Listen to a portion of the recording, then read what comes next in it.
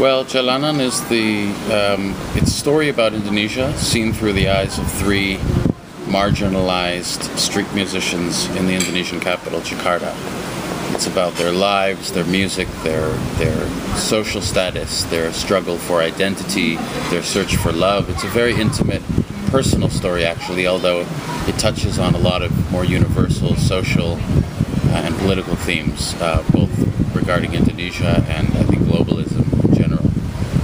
So it was an attempt to kind of, through this microcosm of these three very interesting, colorful lives, say something or raise certain questions about the state of Indonesia and globalization and urbanization and how that's impacting people and the people that are falling in between the cracks as a result of this process, really all over the world. Okay, so you were living in Jakarta at the time, and just tell me a little bit more about how it happened. You encountered these various people and decided that you wanted to maybe get to know them a bit better, or? Yeah, I was the editor of a magazine that I had founded many years ago called Jakarta, the City Life magazine, and we were interested in all kinds of urban stories from across the city, and especially sort of unusual subcultures. And one of the subcultures that I encountered very early on living in Jakarta and that fascinated me was the subculture of street buskers. There's about 7,000 of them by some estimates working across Jakarta, and they really operate and work as a community. They all know each other.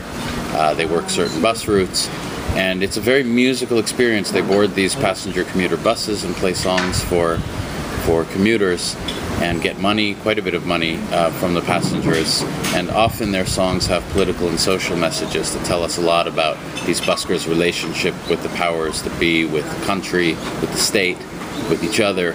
And I thought, wow, this is an incredibly unique story. I've not seen street buskers in this form anywhere else around the world or around Southeast Asia. You know, you see normally street buskers as individuals just sitting in a train station or metro stop.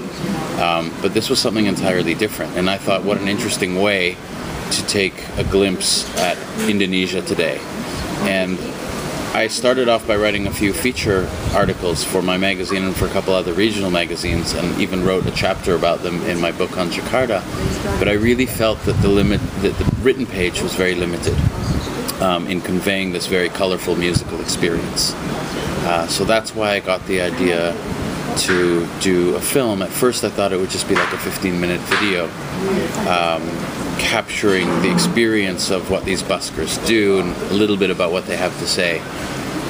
But then once I got into it, it became apparent pretty quickly that there was so much more beyond their actual day-to-day profession, and that by following them closely and intimately every day, I was actually getting a glimpse of all kinds of things that make Indonesia what it is today, all kinds of tensions, all sorts of social issues that arise from looking at their lives. And then I guess about a year into it, I realized, wow, I'm making quite a large sort of scope film about Indonesia that just happens to be shot through the perspective of street buskers. And so why, if you hadn't done film before, what made you feel that, I mean, just because the printed word was just not sufficient? Mm-hmm. Well, I mean, it's a musical story, and there's so much movement, you know, and sound, the galloping budget, sort of economy buses across the crowded, polluted streets, the hydraulic doors of the buses opening and closing, the music, the rhythm of the street. You know, I suppose I could have turned it into some kind of audio project, but then the colors are so vivid and exciting that I thought, I want my audience, whoever that audience is, whether it's readers or listeners or viewers, I want them to be able to see and hear and almost feel all of this. So video was a pretty natural medium to turn to. And I'm a photography hobbyist. I've always enjoyed still photography, so it wasn't a huge adjustment for me. I understood composition and light, and I also knew that I'd probably end up shooting this film myself, even though I hadn't filmed before, because it is an intimate story in very confined spaces, and I didn't want to show up on these buses with a crew of 4 people and a lighting person and, you know, a boom operator and things like that. So I just wanted to carry a reasonably small camera and approach the subjects myself from an intimate perspective. So I figured I would, it was a steep learning curve initially, but we managed.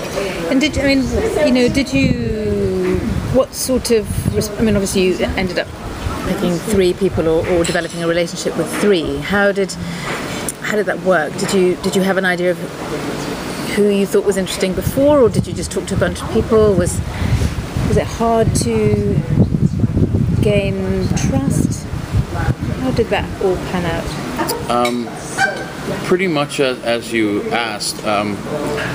I knew that I wanted multiple characters to follow in my film because I think it's more interesting, and there's also less of a risk than following just one if something doesn't work out. But I knew more or less that I wanted between 2 to 4 main characters in the film. I didn't really mind how many there would be in the end. And I had, after getting to know the busker community for a while, I had 3 or 4 main criteria in mind that I used during what I call my silent audition for them across town.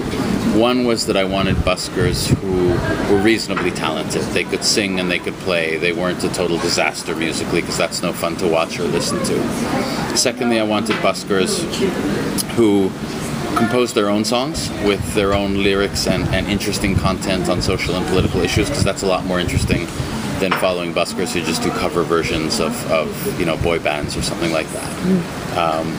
Thirdly, and perhaps most importantly, I wanted buskers who really jumped out of the screen, who had large personalities, who had humor and charisma and charm, because I know as a fan of documentaries myself that that's what grabs people in a documentary. It's not what people say, it's not the content, it's not the information, it's the personalities. First and foremost, audiences are attaching themselves to characters. So I wanted my characters to be strong, so that was probably the most important factor in choosing my characters.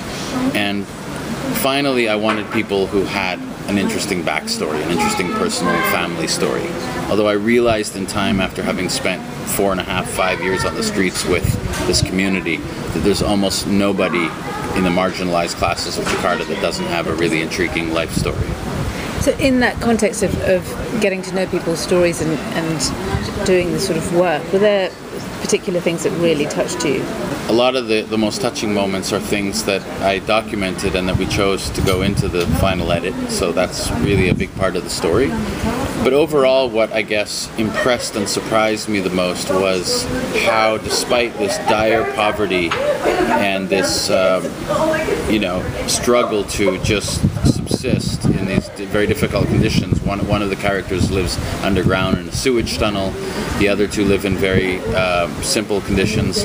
Despite all of that, they are very, very positive and hopeful and funny. There's a lot of humor in this film.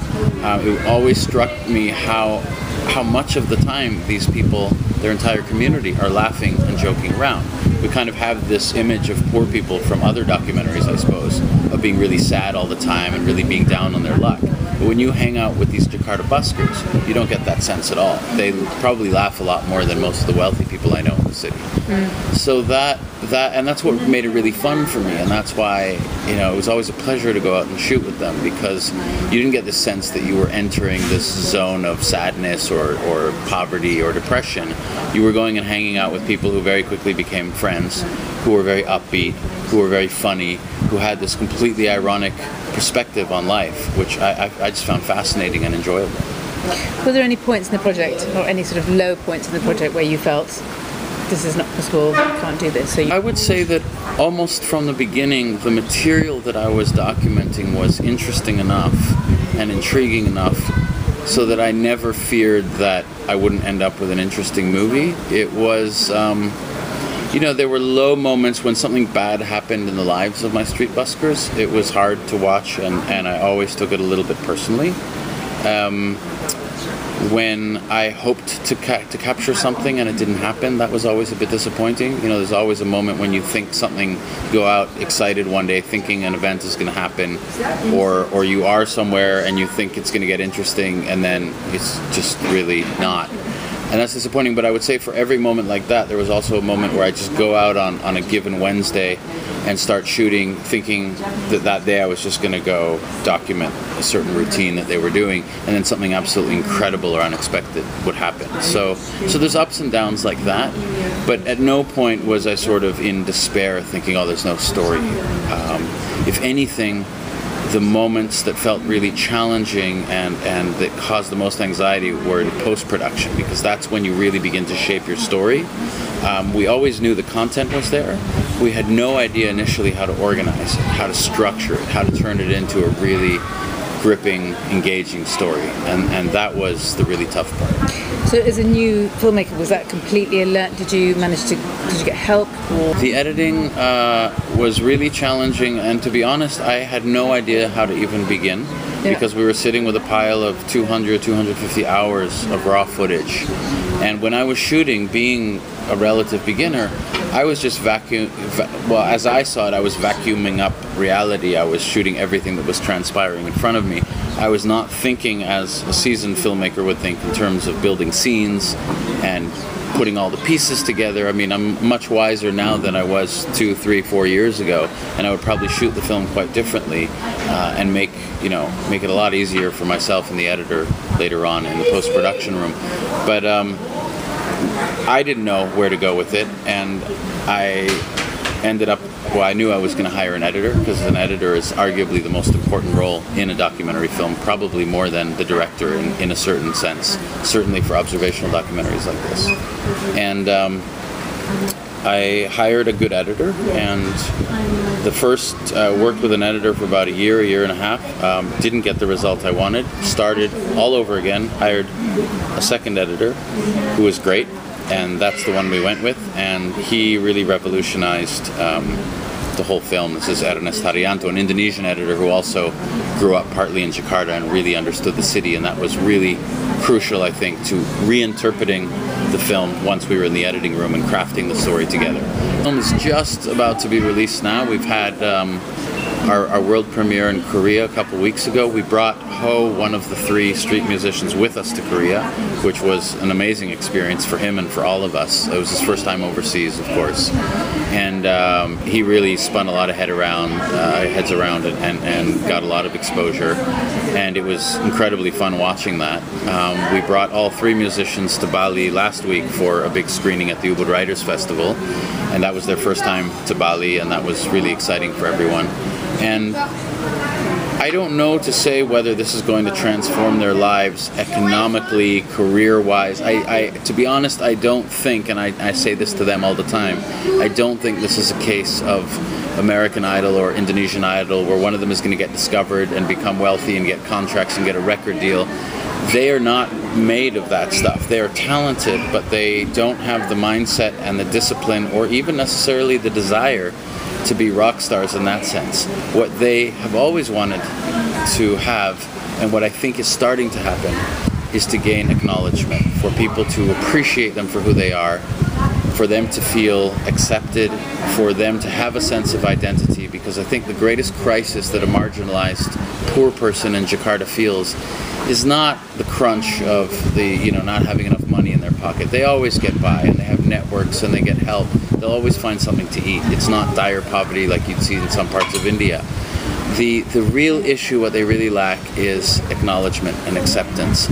And the other night when we had the screening in Ubud in front of 600 people outdoor in the Antonio Blanco Museum, and these 3 street buskers were sitting next to me under an enormous screen with their images literally larger than life, and 600 people, half of them foreigners, clapping and crying and laughing and absolutely appreciating their lives. That to me was what this film was all about, and I think this is certainly what they can hope for through this film.